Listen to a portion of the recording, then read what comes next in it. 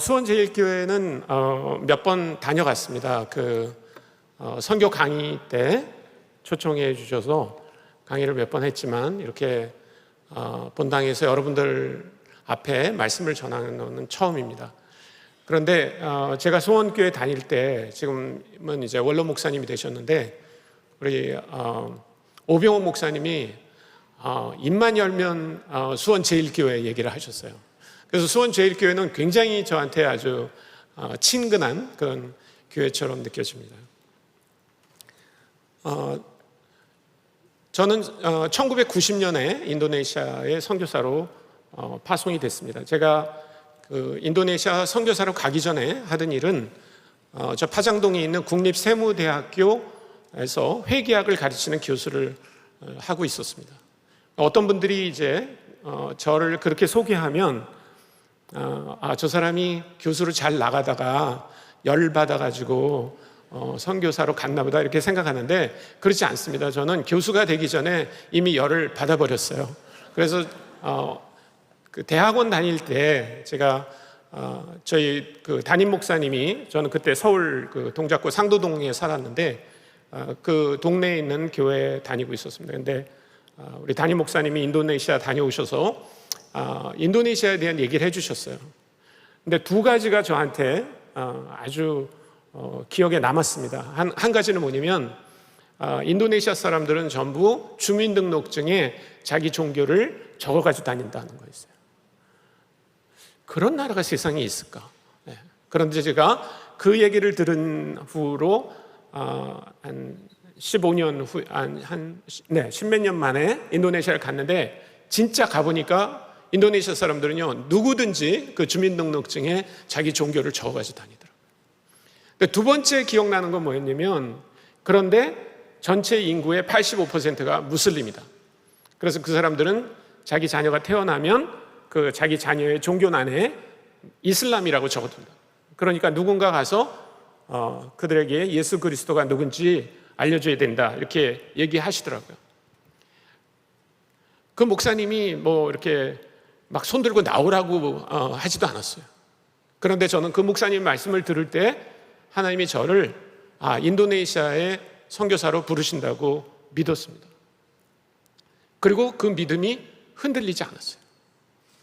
제가 그 믿음을 흔들리지 않게 하기 위해서 인도네시아 선교사가 되기로 한 다음부터 하지 않기로 한 게 있습니다. 그것은 결혼을 하지 않기로 했어요. 저는 그때 인도네시아는 다 사람들이 뻘거벗고 야자나무 밑에서 바나나를 먹으면서 사는 줄 알았어요. 근데 그런 데를 저 혼자 가는 건 괜찮지만 아내를 데려간다든지 거기서 애를 낳는다든지 그러면 애들이 매일 야자나무에 올라가가지고 야자를 따온다든지 그런 일을 할 것 같았어요. 그래서 결혼을 하지 않기로 했습니다.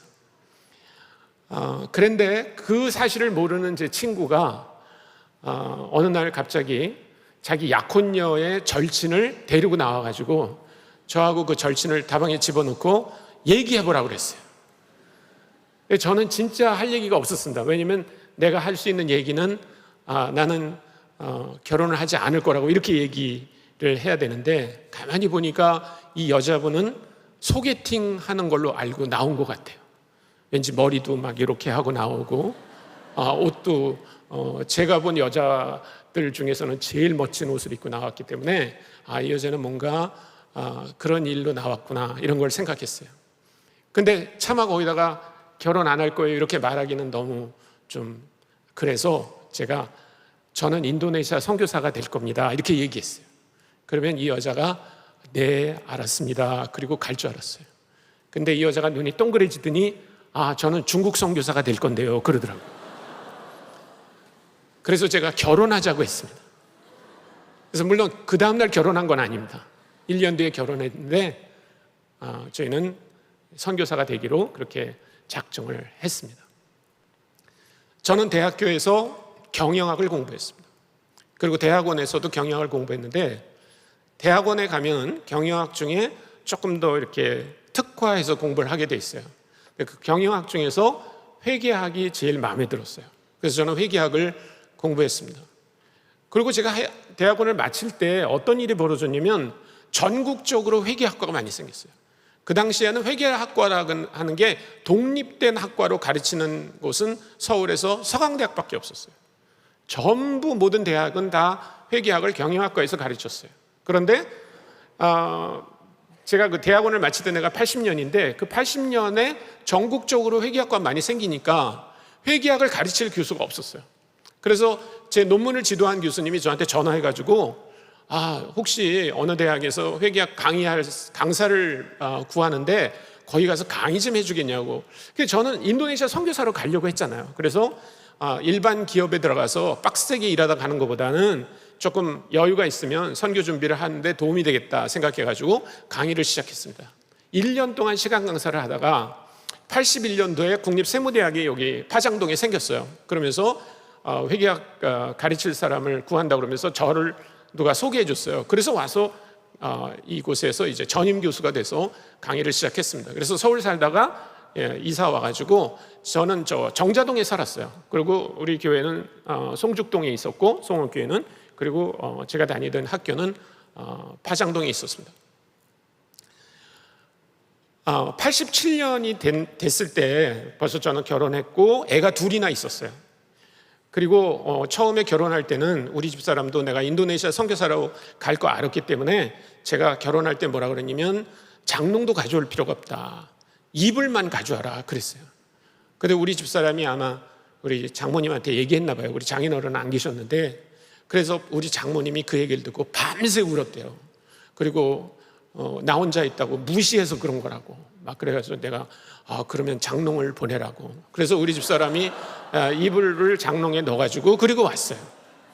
그래서 처음에는 사골세도 아니고 교수님이 살던 집 그 무슨 아파트 당첨됐다고 간 그 집에서 살았습니다. 그러다가 수원으로 와가지고는 처음에는 그냥 월세 살다가 전세 살다가 나중에 그 정자동에 동신 아파트가 미분양으로 남아 있어가지고 50%는 그 회사에서 융자해 준다고 그래가지고 전세금 다 빼서 거기 들어가서 살았습니다.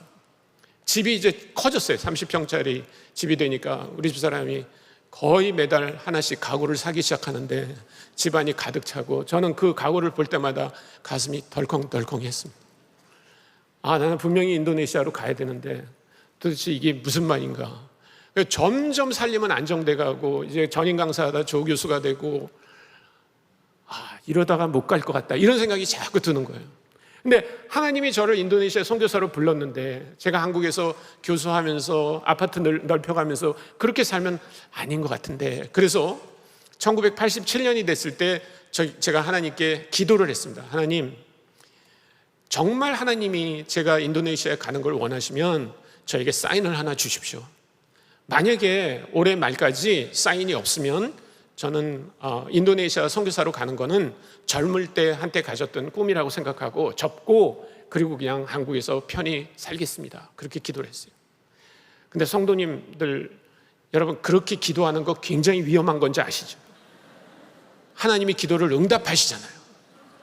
그래서 1987년 11월 말까지 아무 사인이 없었어요. 저는 이제 한 달만 지나면 선교 끝 그렇게 하고 살 것 같았어요. 근데 12월 첫째 주에 우리 집에 손님이 한 분 오셨는데 그 손님하고 대화하다가 제가 오래전에 인도네시아 선교사가 되겠다고 그렇게 기도했다고. 그런데 시간이 많이 지났고 나는 점점 이렇게 안정된 삶을 사는 것 같아서 불안하다. 그래서 올해 말까지 하나님이 나한테 사인을 주시면 내가 인도네시아로 가고 그러지 않으면 그냥 한국에서 살기로 했다. 그렇게 얘기했습니다. 그랬더니 이분이 갑자기 내가 인도네시아 선교사님 한 사람 아는 사람이 있다고 그러면서 저한테 그분의 주소를 알려줬어요. 그래서 제가 그분한테 편지를 보냈습니다. 저는 대학에서 회계학을 가르치고 있습니다. 네, 오래전에 인도네시아 선교사가 되겠다고 기도했습니다. 저 같은 사람이 인도네시아에 필요한지 알려주십시오. 이렇게 편지를 보냈어요. 그랬더니 그분이 저한테 금방 답장을 보냈어요. 그 당시는 이메일이라는 게 없었습니다. 전부 우체국에 가가지고 편지 붙이면 일주일 만에 가고 또 그분이 바로 답장을 보내면 일주일 만에 도착하는 그런 시스템이었어요. 근데 그 편지가 답장이 2주 만에 왔으니까 아마도 제가 보낸 편지를 받자마자 그분이 답장을 한 것 같아요. 근데 제가 편지를 뜯어보니까 뭐라고 되어 있냐면 인도네시아 정부는 선교사 비자를 주지 않습니다. 근데 나같이 우리 OMF 선교사들은 그분이 OMF 선교사였는데 OMF 선교사들은 전부 대학교 교수 비자를 갖고 있습니다. 근데 나는 까짜 교수인데 이렇게 대학에서 옛날에 배웠던 경제학을 가르치고 있는데 당신은 지금 진짜 교수니까 여기 딱이라고 빨리 오라고. 할렐루야. 저는 하나님이 왜 나를 대학에서 회계학을 가르치게 하셨는지를 알게 됐어요. 그래서 제 머릿속에 딱 떠오른 단어가 있었습니다. 빼박. 하나님이 나를 아예 그냥 인도네시아로 가라고 그렇게 하셨구나. 그렇게 생각했습니다. 그래서 아주 기쁜 마음으로 대학을 그만두고 그 중국으로 가겠다는 여자와 또 그 여자가 낳은 두 아이를 데리고 그리고 인도네시아로 갔습니다. 제가 간 인도네시아는 우리 최강식 선교사님이 처음에 있었던 그 자바섬에 있었는데 우리 최 선교사님은 말랑에 있었지만 저는 족자카르타라고 하는 곳에 있었습니다. 그 말랑하고 족자카르타는 한 400km 정도 떨어진 곳인데 말랑은 약간 동쪽에 치우쳐 있고요. 그 자바섬에 족자카르타는 아주 그 정가운데, 자바섬이 이렇게 긴데 자바섬이 그 정가운데 있는 도시입니다. 그 도시에 가보니까 굉장히 재미있더라고요. 그 도시의 인구가 한 200만 명쯤 됩니다. 200만 명. 그러니까 우리 수원보다 조금 더 큰 도시입니다. 그런데 가서 깜짝 놀란 거는 그 도시에 대학이 100개가 있어요. 여러분 한번 생각해 보세요. 수원에 대학이 100개가 있다. 생각해 보세요. 네. 그러니까 그 도시는 대학밖에 없습니다. 대학밖에. 그리고 대학생 인구가 전체 인구의 20%가 넘어요. 그러니까 대부분 전부 외지에서 대학을 가겠다 그러면 제일 먼저 생각하는 도시가 족자카르타예요. 족자카르타. 줄여서 족자라고 하는데 그 도시에 와 있었어요. 저는 그 도시 중에 제가 소속되어 있는 OMF라고 하는 단체가 저를 그 두따와짜나라고 하는 대학에 보냈습니다. 그래서 그 두따와짜나 대학이 저한테 비자를 주고 저는 정식으로 비자를 받아가지고 가서 노동청에 워크 퍼밋이라고 하는 노동 허가도 받고 그리고 이제 교수로 가게 됐습니다. 총장님을 만났는데 그 총장님이 저한테 그러시더라고요. 우리 송 교수님이 강의를 영어로 할 수도 있겠지만 우리 애들이 영어를 잘 못한다고. 그래서 인도네시아 말을 배워가지고 인도네시아 말로 회계학을 가르쳐 달라고. 그래서 인도네시아 말을 1년 동안 배웠습니다. 죽어라 하고 배웠어요. 그리고 그 1년 배운 인도네시아 말로 회계학을 대학에서 강의했습니다. 죽는 줄 알았습니다. 여러분, 한국말로 제가 여러분에게 회계학을 강의해도 여러분이 이해가 될까 말까 할 거예요. 그런데 1년 동안 인도네시아어를 배워서 인도네시아 말로 강의를 하는데요. 진짜 죽을 것 같았어요. 세무대학은 굉장히 우수한 학생들이 오는 대학이었습니다. 거의 스카이에 가는 학생들이 와요. 그 학생들한테 큰 소리 뻥뻥 치면서 가르쳤는데 제가 거기 가보니까 완전히 애기 같은 거예요. 애기. 수업 시간에 말 잘못하면 애들이 낄낄 웃고 그런 아주 고통스러운 시간을 보냈습니다. 더 힘든 건 뭐냐면 전도를 할 수 없다는 거예요. 거기는 무슬림들도 많았고 또 학생들 앞에서 저는 선교사로 왔습니다. 그런 말을 할 수가 없었어요. 그 대학은 아주 세큘러한 대학입니다. 굉장히 많은 종교적 배경을 가진 학생들이 왔고 또 그렇게 노골적으로 막 전도를 하고 그럴 수 있는 상황도 아니었어요. 그래서 늘 하나님께 밤이 되면 그런 기도를 했습니다. 하나님 모토로 저를 여기 부르셨나요? 그렇게 기도를 했어요. 근데 하나님은 아무 말씀도 하지 않으셨어요. 계속 며칠 동안을 그렇게 계속 기도했습니다. 그런데 어느 날 이제 학기를 마치고 그 다음 학기가 됐습니다. 그래서 제가 그 학교 사무실에 갔다가 이제 집으로 돌아오려고 이렇게 사무실을 나오는데 어떤 학생 하나가 저를 뒤에서 부르는 거예요. 빠손 이렇게 불러요. 그 인도네시아에서는 남자 어른은 빠라는 말을 앞에 붙입니다. 그래서 제가 성이 손이니까 빠손 이렇게 부르더라고요. 그래서 뒤돌아봤습니다. 그랬더니 어떤 학생이 저를 만나고 싶어 하는 거예요. 그래서 물어봤습니다. 어쩐 일로 오셨습니까? 그랬더니 학생이 제가 여기 온 거는 빠손이 가르치는 그 회계학의 조교가 되고 싶어 왔다 이렇게 얘기하더라고요. 거기는 그 조교 시스템이 아주 잘 돼 있어요. 모든 교수마다 조교가 있었습니다. 근데 그 학생이 제가 가르치는 뒀다 왔잖아 대학교 학생이 아니었어요. 그 학생은 가자마다라고 하는 대학교 학생이었는데, 그 가자마다라고 하는 대학교는 학부생만 3만 명이나 되는 아주 큰 대학입니다. 국립대학입니다. 거기서 회계학을 공부하는 학생이 일부러 저를 찾아온 거예요. 그래서 너무 신기했습니다. 그래서 물어봤어요. 여기에 다른 그 회계학을 가르치는 교수님들이 많이 있는데, 현지 교수들이 많이 있는데 왜 해필이면 내 조교가 되겠다고 하냐, 이렇게 물었더니 이 학생이 뭐라 그러냐면, 빠소는 외국인이니까 영어를 할 거 아닙니까? 그러니까 제가 만나서 빠소나고 대화할 때는 인도네시아 말로 하지 말고 영어로 할 수 있게 해주십시오, 이렇게 말하는 거예요. 그래서 저는 너무 신기했어요. 그래서 오케이, 그러면 내 조교가 돼달라고. 그래서 제가 저희 집으로 초대를 했습니다. 이제 어떤 거를 가르칠지, 어떻게 가르칠지 이런 거를 좀 의논하기로 해서 우리 집에 초대했습니다. 그런데 그 학생의 이름이 마리오시라고 한 학생인데, 이 학생이 우리 집을 찾아올 때 혼자 온 게 아니라 자기 친구를 한 명을 데려왔어요. 인도네시아는요, 전도하기 참 좋습니다. 이게 1+1으로 언제나 와요. 그래서 자기 친구를 또 데려온 거예요. 근데 이 친구는 파자르라고 하는 친구인데, 이 친구도 그 가자마다 대학에서 경영학을 공부하는 친구였어요. 한 2시간 정도 얘기를 했습니다. 얘기를 하고 이제 집으로 가기 전에 혹시 해서 제가 물어봤어요. 혹시 친구들 중에 여러분들처럼 그렇게 외국 사람을 만나서 영어를 하고 싶어 하는 친구들이 많이 있냐? 이 학생들이 그냥 아주 좋아하면서 많이 있다고. 그러면 그 학생들을 우리 집에 좀 데려올 수 있냐? 그러면 영어로 우리가 모임을 하자. 매주 금요일 저녁마다 우리 집에 와서 내가 영어로 게임도 가르쳐주고 영어로 노래도 가르쳐주고 영어로 바이블 스터디를 하자. 그랬더니 너무 좋다고 자기 친구들을 데려오겠다고 그렇게 얘기했어요. 그래서 이제 친구들을 우리 집에 데려오기로 했습니다. 그날이 1992년 9월 25일입니다. 제가 그 날짜를 잊어버릴 수 없어요. 그날 저녁이 금요일이었는데 그날 저녁에 학생들이 오기로 했습니다. 얼마나 올지도 저는 몰랐어요.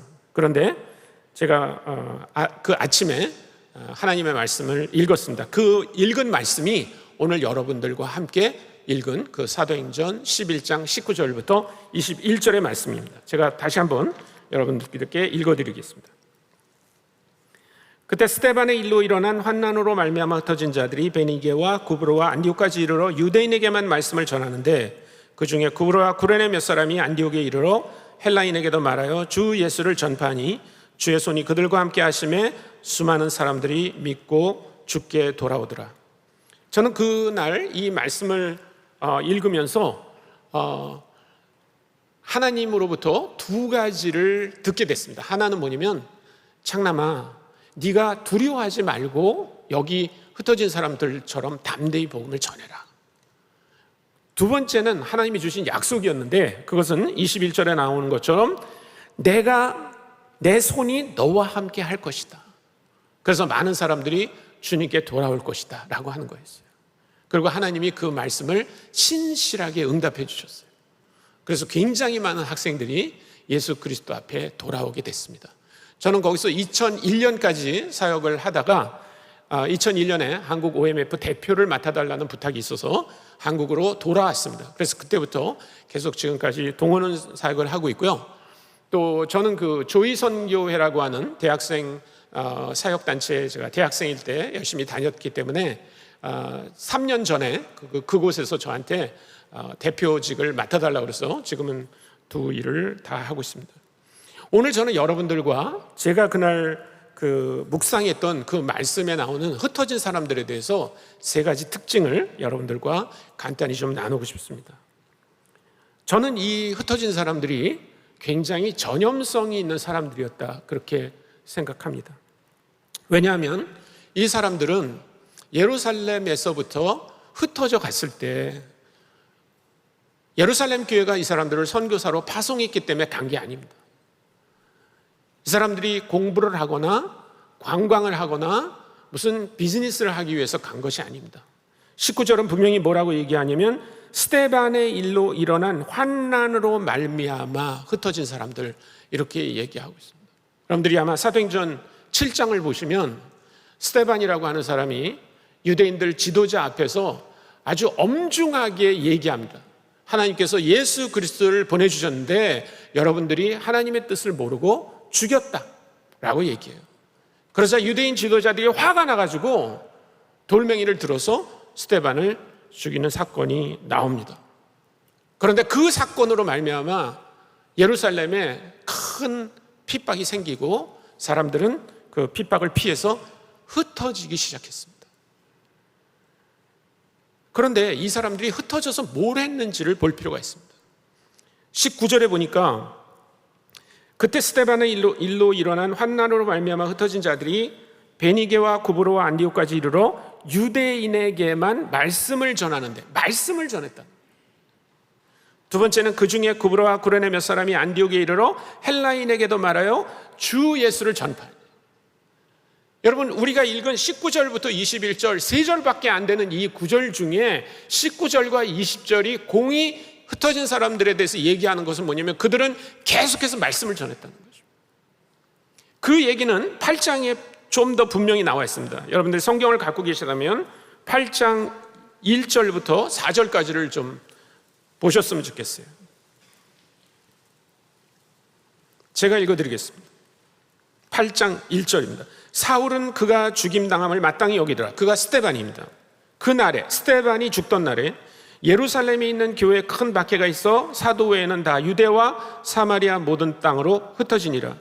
경건한 사람들이 스데반을 장사하고 위하여 크게 울더라. 사울이 교회를 잔유멸할세 각 집에 들어가 남녀를 끌어다가 옥에 넘기니라. 그 흩어진 사람들이 두루 다니며 복음의 말씀을 전할세. 8장 4절도 보면은 스데반이 순교 당하면서 시작된 그 핍박 가운데 흩어진 사람들이 나는 목숨만을 보존하겠습니다 라고 다닌 게 아니라 오히려 복음을 전할 수 있는 기회로 생각하고 두루 다니며 복음을 전했다는 것입니다. 그 사람들의 이야기가 지금 11장 19절에 나와 있는 거예요. 그런데 이 사람들이 8장 4절에서 말한 것과 똑같이 조금 더 변하지 않고 안디옥에 왔을 때 유대인에게도 복음을 전하고 헬라인에게도 복음을 전했다는 거예요. 여러분, 전염성이 있다는 말이 오늘처럼 실감나게 느껴지는 때가 또 있을까요? 여러분들 중에 아직 마스크를 쓰고 계시는 분들이 있는데 왜 마스크를 쓰고 계시는 거예요? 모르세요? 전염될까 봐 쓰고 계시잖아요. 아니면 전염시킬까 봐 쓰고 계시잖아요. 그런데 누가 코로나 바이러스를 전염시킬 수 있습니까? 누가? 아무나 코로나 바이러스를 전염시키는 거 아니에요. 그 안에 코로나 바이러스를 가진 사람이 다른 사람에게 코로나 바이러스를 옮겨주는 겁니다. 예수를 전염시키는 사람들은 어떤 사람들일까요? 누가 예수를 전염시킬 수 있습니까? 누가? 그 안에 예수가 있는 사람. 제가 만난 기독교인은 두 종류입니다. 전염성이 있는 그리스도인이든 전염성이 전혀 없는 그리스도인이든. 전염성이 없는 그리스도인은 누굽니까? 예수 믿는다고 그래요. 교회는 다녀요. 그런데 예수가 그 안에 있는지 없는지 모르겠어요. 좋은 사람이에요. 헌금도 해요. 기도도 해요. 근데 예수가 있는지 없는지 몰라요. 왜? 이 사람이 예수를 전염시키는 것을 본 적이 없어요. 여러분, 코로나 바이러스가 우리 안에 있으면요, 우리가 무슨 노력을 한다고 해서 그 코로나 바이러스가 옮겨지는 게 아닙니다. 그냥 같은 공간 안에서 숨만 쉬고 있어도 코로나 바이러스가 옮겨지잖아요. 예수님도 마찬가지예요. 근데 한 가지 질문합시다. 예수님이 더 셀까요? 아니면 바이러스가 더 셀까요? 예수님이 더 세세요. 예수님이 더 세. 예수님이 진짜 우리 안에 있으면요, 안 옮기고 못 베겨요. 지금 이 사람들이 그런 사람들이에요. 이 사람들은 핍박을 피해서 다니고 있는 사람들이에요. 그 뒤에는 아까 우리가 읽은 것처럼 사울과 그 일행들이 예수 믿으면 잡아 죽이고 감옥에 넣겠다고 서슬이 시퍼레스 쫓아다니고 있어요. 그런데도 그거는 문제도 안 돼요. 가는 곳마다 만나는 사람마다 계속 복음을 전해요. 제가 그 교회를 많이 다니게 됩니다. 동원 사역을 하기 때문에. 그래서 이제 많은 분들에게 요즘 전도하십니까? 이렇게 물어보면요, 한 20년 전에는 전도하는 분들이 많았어요. 요새는 거의 전도 안 합니다. 그래서 전도 안 하는 이유를 한번 얘기해 보세요. 그리고 칠판에 적어보니까 101가지 전도 안 하는 이유가 있어요. 101가지. 근데 그 중에 아주 정말 제 마음에 이렇게 남는 그 기억이 있는데, 아직 전도 폭발 세미나를 안 들어서. 여러분, 전도 폭발 세미나 좋은 세미나입니다. 기회가 있으면 들으십시오. 그러나 전도 폭발 세미나를 들었기 때문에 예수를 전하는 게 아닙니다. 여러분, 만약에 여기 수원시청 앞에 무슨 일이 있어서 갔는데 그 옆에 설렁탕 집이 새로 생겼어요. 그래서 한번 들어가서 먹어봤더니 설렁탕은 별로였는데 깍두기가 기가 막히게 맛있어. 그러면 사람들한테 얘기합니까, 안 합니까? 그 집 진짜 깍두기 맛있더라 얘기합니까, 안 합니까? 제일교회는 안 하나 봐요. 송원교회는 다 해요. 근데 그 사람이 그렇게 막 침 튀겨가면서 자기 친구들, 친척들에게 그 집 깍두기 맛있더라고 얘기하는 게 그 무슨 깍두기 폭발 세미나 같은데 갔다 와야 되는 거예요. 그 사람이 깍두기에 대해서 연락이 얘기할 수 있는 한 가지 이유가 있어요. 한 가지 이유. 그거 뭐냐면 깍두기를 먹어봤다. 우리가 예수 그리스도에 얘기할 수 있는 한 가지 이유가 있어요. 그건 뭐냐면 예수 그리스도가 내 안에 계시고 나의 삶을 변화시켰다는 거예요. 여러분, 바이러스가 우리 몸 안에 들어오면 우리 안에 변화가 일어나듯이 예수가 우리 안에 있으면 변화가 일어나요, 안 일어나요? 일어나요. 바이러스가 들어왔을 때보다 더 큰 변화가 일어납니다. 저는 여러분들에 대해서 잘 모르지만 저는 고등학교 3학년 때까지 불교 신자였어요. 저희 어머니가 절에 다녔어요. 극락정사라는 상도동에 김영삼 대통령 사저가 있습니다. 그 옆에 큰 절이 극락정사라는 절이 있는데, 우리 어머니가 그 절에 아주 열심히 다녀가지고 그 절에서 스님들은 다 보살이라고 불렀어요. 고보살. 저는 맏아들인데 아주 효성이 지극했습니다. 아니, 어머니가 돌아가셔서 그러면 안 되겠구나. 우리 어머니한테 가서 물어보세요. 예? 그래서 저는 어머니가 절에 가자, 장남아. 그러면 언제나 어머니 모시고 절에 갔어요. 그러다가 고3 여름방학 때 친구 꼬임에 넘어가서 예수님을 믿게 된 거예요. 그래서 우리 어머니가 너무너무 가슴 아파했어요. 예.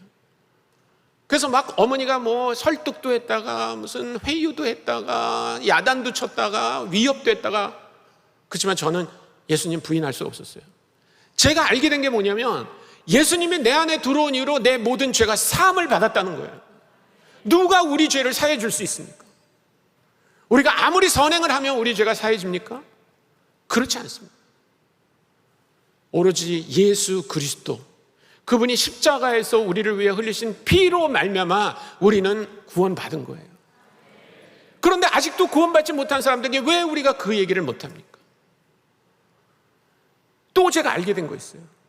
예수님이 내 안에 들어오심으로 말미암아 내 안에 영원한 생명이 있다는 거예요. 영원한 생명. 누가 우리에게 영원한 생명을 줄 수 있습니까? 명의라도 우리가 암이 걸리거나 아니면 어떤 병에 걸렸을 때 우리를 그저 많아야 80세, 90세, 100세 살게 해주는 것뿐이에요. 우리의 생명을 몇십 년 연장해 주는 거지, 이 세상에 있는 어떤 의사도, 훌륭한 의사도 우리를 영원하게 살게 할 수 없어요.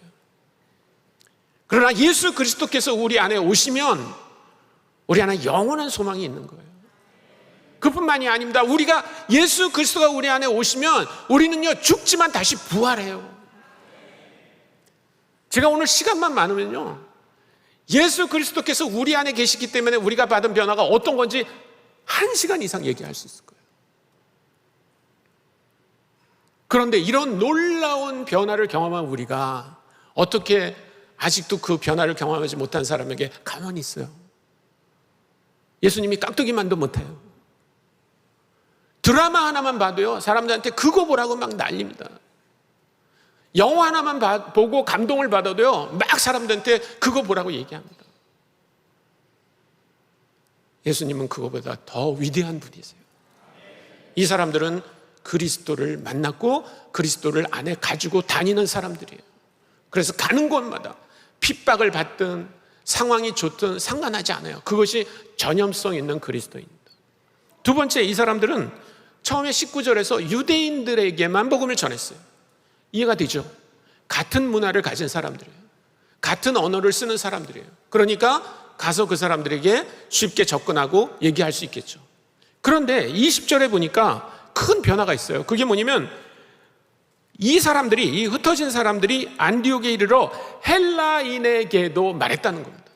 여러분, 헬라인하고 유대인 사이를 생각해 본다 그러면요, 이거는 어마어마한 사건입니다. 당시 유대인들은 헬라인하고 상종하지 않았어요.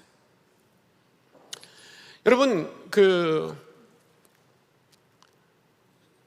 축구 이번에 20세 이하 축구팀이 이탈리아하고 졌지만 4강에 간 거 아시죠? 예. 근데 그거보다 더 기쁜 게 있어요. 왜냐면 일본이 떨어졌다는 거예요. 왜 그런 기분이 있잖아요, 우리한테. 예? 여러분, 유대인하고 헬라인을 생각할 때요, 우리나라하고 일본하고를 비교해 보면 굉장히 재밌어요. 제가 처음 OMF 선교사가 이제 허입이 돼가지고 인도네시아로 가기 전에 저희 OMF는 국제본부가 싱가포르에 있습니다. 그래서 거기 이제 모든 신입 선교사는 가서 2달 동안 머물면서 훈련을 받게 돼 있어요. 거기는 한국 선교사만 가는 게 아닙니다. 주로 미국 선교사, 영국 선교사, 캐나다 선교사, 스위스, 네덜란드, 독일, 호주 이런 데서 온 많은 선교사들이 함께 모여서 지내면서 오리엔테이션을 받아요. 그리고 그 오리엔테이션이 끝나야 선교지로 가게 돼 있습니다. 그래서 저도 인도네시아 가기 전에 제일 먼저 간 곳은 싱가포르였어요.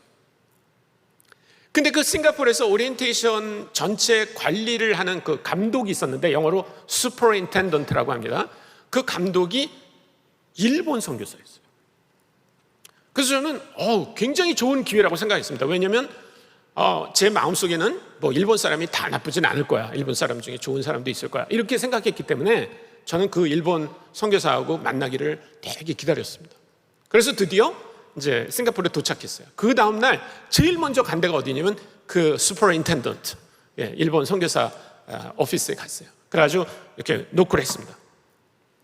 그 일본 선교사님도 제가 오는지 알고 있었죠. 왜냐면 제가 편지를 해가지고 며칠 날 싱가포르에 갈 겁니다, 다 그렇게 했기 때문에 제가 올 걸 알고 있었어요. 그래서 문을 열어주더니 제가 I'm 손창남, 그러니까 you are, 그래서 막 반가워서 저를 허그를 하고 마치 무슨 한 10년 만에 만난 친구처럼 그렇게 아주 반가워했습니다. 그래서 그 방에서 한 1시간 동안 아주 대화를 했어요.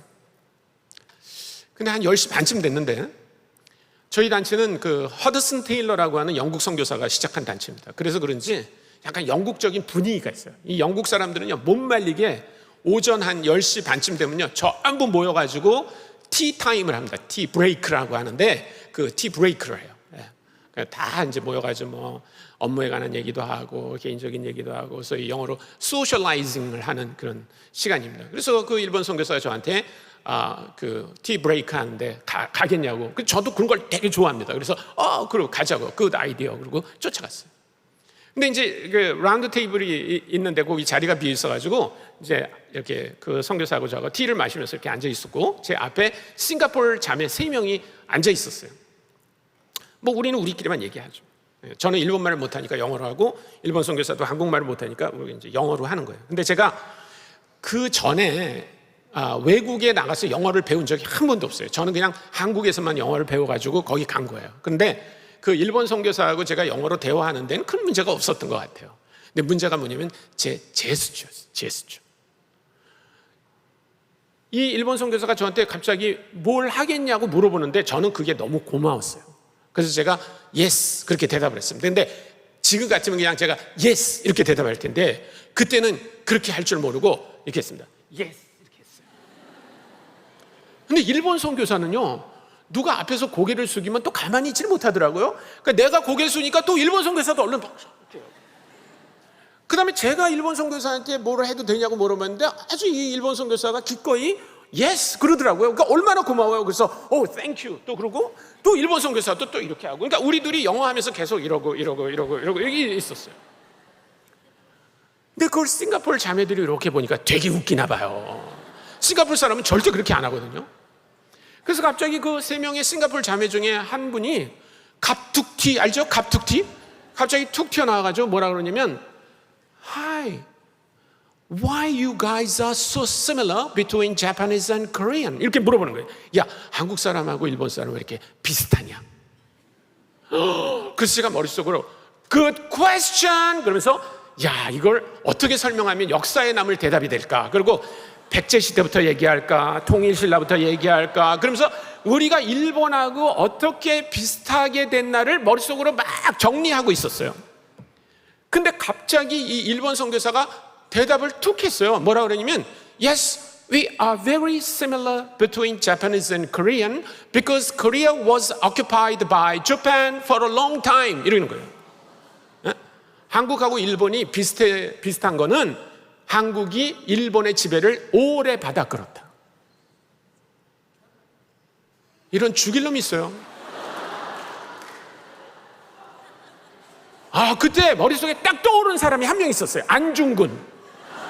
그래서 제가 권총이 있었으면요 그냥 빵 쐈을 거예요 진짜.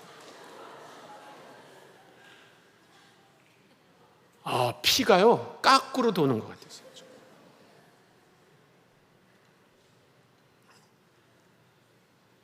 근데 그날 왜 그렇게 제가 화가 났어요?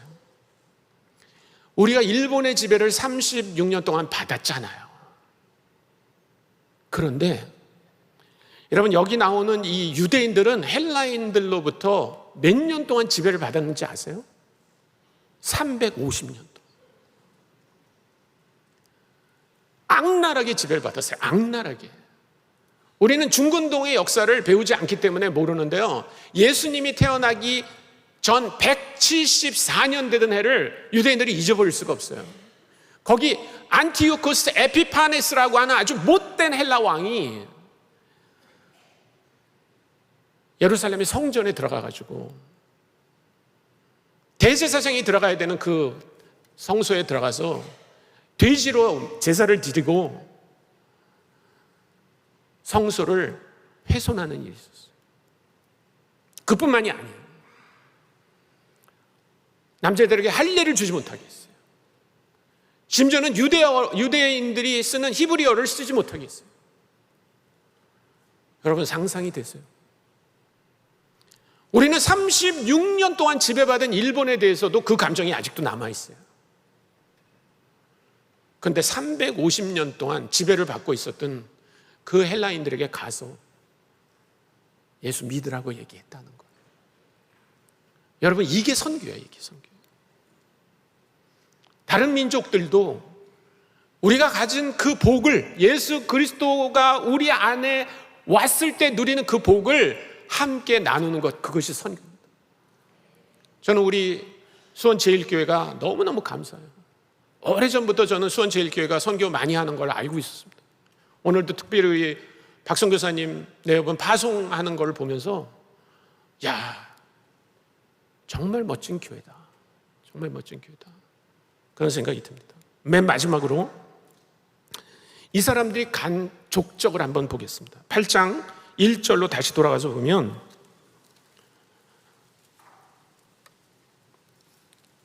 그날에 예루살렘에 있는 교회에 큰 박해가 있어 사도 외에는 다 유대와 사마리아 모든 땅으로 흩어지니라. 잘 들어보세요. 그날에 예루살렘에 있는 교회에 큰 박해가 있어 사도 외에는 다 유대와 사마리아 모든 땅으로 흩어지니라. 자, 그리고 11장 19절로 다시 이어서 읽어보겠습니다. 그때 스데반의 일로 일어난 환난으로 말미암아 흩어진 자들이 베니게와 구브로와 안디옥까지 이르러 유대인에게만 말씀을 전하는데 그 중에 구브로와 구레네 몇 사람이 안디옥에 이르러 헬라인에게도 말하여 주 예수를 전파하니. 그러니까 여기 나오는 지명을 한번 보세요. 8장 1절부터 이렇게 그 11장 19절을 연결하면 이렇게 됩니다. 예루살렘으로부터 이 사람들이 시작해요. 그래서 어디로 가요? 유대로 갑니다. 그리고 어디로 가요? 사마리아로 갑니다. 그리고 어디로 가요? 구브로와 구레네와 안디옥으로 가고 있는 거예요. 여러분, 이 지역들을 이렇게 보면 뭐가 생각나요? 사도행전 1장 8절이 생각나시죠? 사도행전 1장 8절. 예수님이 승천하기 직전에 제자들에게 다시 한번 그 지상명령을 얘기해 주세요. 여러분들 아마 대부분 외우실 거라고 생각해서 한번 우리가 암송하겠습니다. 사도행전 1장 8절 말씀입니다. 오직 성령이 너에게 임하시면 너희가 권능을 받고 예루살렘과 온 유대와 사마리아와 땅끝까지 이르러 내 증인이 되리라 하시니라. 우리 그 PPT 하는 분이 너무 친절하시네요. 나는 저걸 안 보여, 또 싹 껐어. 우리 성도님들이 그 구절을 외우시나 보려고 테스트를 해보려고 그랬는데, 여러분, 이 얘기는 무슨 뜻이에요? 예수님이 그의 제자들에게 해주신 그 지상 명령을 실천한 사람들이에요, 이 사람들이. 예루살렘으로부터 시작해서 온 유대와 사마리아와 땅끝까지 이르는 그 일에 증인의 노릇을 한 사람들이 바로 이 사람들입니다. 그 사람들이 애쓰는 것을 하나님이 보고 계셨어요. 그래서 21절은 이렇게 우리에게 말씀하고 있습니다. 주의 손이 그들과 함께 하심에 수많은 사람들이 믿고 주께 돌아오더라. 저는 이 말씀을 잊어버릴 수 없어요. 왜냐하면 영어 모임을 시작할 때 학생들이 많이 오지 않았어요. 첫날 5명 정도 왔습니다. 그래서 우리가 프란시스 셰퍼라고 하는 사람이 쓴 The Basic Bible Study라고 하는 그 25개 챕터로 돼 있는 책을 공부하려고 챕터 1을 공부했어요. 그 다음 주에는 4명이 왔는데 1명만 지난주에 오고 3명이 새로 왔어요. 그래서 챕터 2를 할 수가 없어서 챕터 1을 했습니다. 그 다음 주에 3명이 왔는데 3명 다 새로 왔어요. 그래서 다시 챕터 1을 했습니다. 그래서 그 학기에 14번 모였는데 전부 챕터 1, 챕터 1, 챕터 1, 챕터 1 하다 끝났어요. 소망이 없어 보였어요. 그런데 그 속에서 계속 제가 붙들어온 말씀은 이거예요. 주의 손이 그들과 함께 하심에 수많은 사람들이 주께 돌아왔다는 거예요. 여러분, 우리가 하나님의 선교를 위해서 하는 아무리 작은 노력도 하나님이 다 보세요. 하나님 다 보세요. 그리고 우리와 함께 하세요. 그래서 수많은 사람들이 주님께 돌아오는 일을 주님이 이루실 것입니다.